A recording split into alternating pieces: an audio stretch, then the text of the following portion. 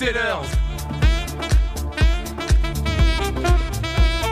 On est au Cap Griné, près de Calais, où on s'apprête à prendre le ferry pour le Royaume-Uni, direction l'Écosse. On a passé la semaine à Schiedam, aux Pays-Bas, la capitale du genièvre, l'ancêtre du gin.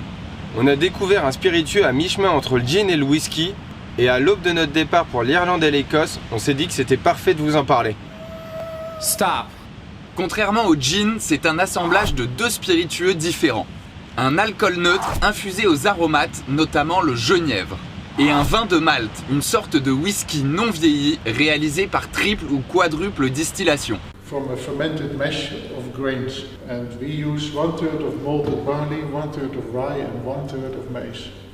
On obtient un alcool final à 47 degrés ayant conservé ses arômes grâce à la faible puissance des distillations successives.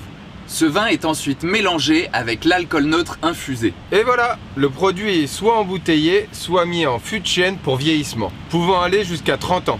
Il existe 4 styles principaux de genièvre.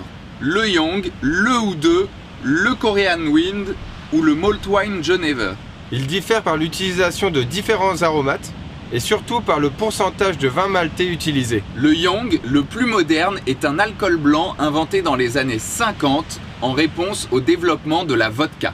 Il contient généralement entre 5 et 10% de vin de malt, 15% au maximum. et moins d'aromates que le Oudeux. Pour le Oudeux, malgré son nom, ce n'implique pas un vieillissement en fût. Son nom fait plutôt référence à la technique de fabrication plus traditionnelle. Le Oudeux doit contenir au minimum 15% de vin de malt, 50% au maximum.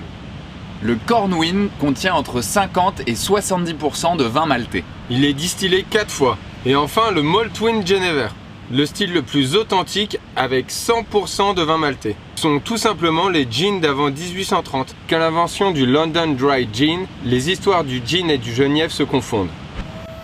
Stop.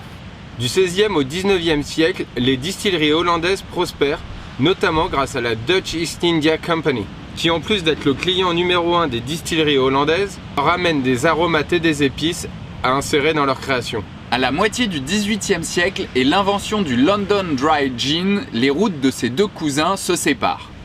En 1830, l'introduction de la distillation à Cologne par Eynas Coffey permet la production d'alcool neutre. Le vin de Malte, utilisé comme alcool de base pour le gin et le genièvre jusque-là, disparaît dans la production du gin. Face au bas coût de production du gin, le glas du genièvre est sonné. Les 400 distilleries de Schiedam ferment une à une. Pendant tout le XXe siècle, le genièvre reste un alcool local, consommé surtout en Hollande et dans ses anciennes colonies. En 2008, l'Union européenne introduit une appellation d'origine contrôlée pour le genièvre. Le genièvre peut être seulement produit en Hollande, en Belgique, dans le nord de la France et l'ouest de l'Allemagne. Dans la vague du gin, le genièvre connaît une renaissance, offrant aux papilles averties un produit plus original. Si vous aimez le whisky, le genièvre est pour vous. A bartender with Geneva, they're like, I don't know this. I want to know. And then when they taste it, it's new. The whole palate, and then bartenders like the machine starts working when they taste something, which is something that's crazy. That's taste. Most important part is it. Stop.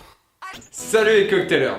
Aujourd'hui, on est au Loop 8 Fight Club. C'est un speakeasy à Schiedam, en Hollande. On va faire un des grands classiques de la période pré-prohibition, le Clover Club.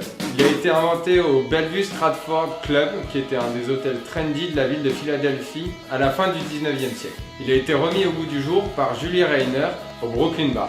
Alors la recette: 6 centilitres de gin, 2 centilitres de crème de cassis, 2 centilitres de citron jaune, 5-6 framboises, on pilonne, un blanc d'œuf et de la glace. Et on shake. Et on sert. Et on garniche une petite framboise. Et voilà, le Clover Club de Loop 8. You can have a try. That's for you. Looks nice. Excellent. Ça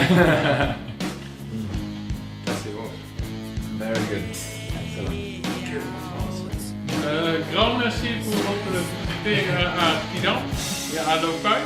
A big thanks to Jaco, master distiller of the superb Loop 8 gin. Au revoir.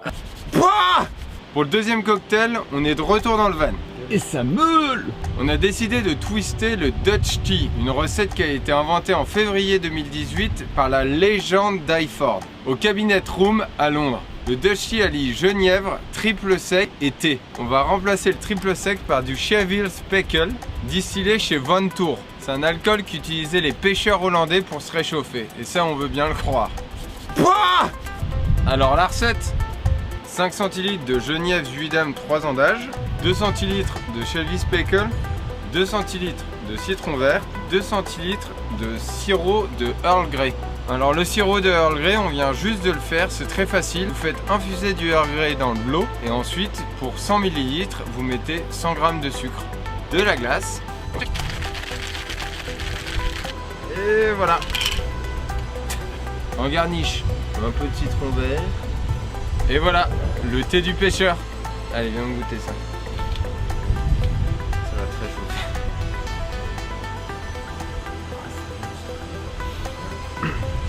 Pour la petite histoire, en 2008, la distillerie Von Tour a reçu l'honneur d'être fournisseur officiel de la cour royale des Pays-Bas.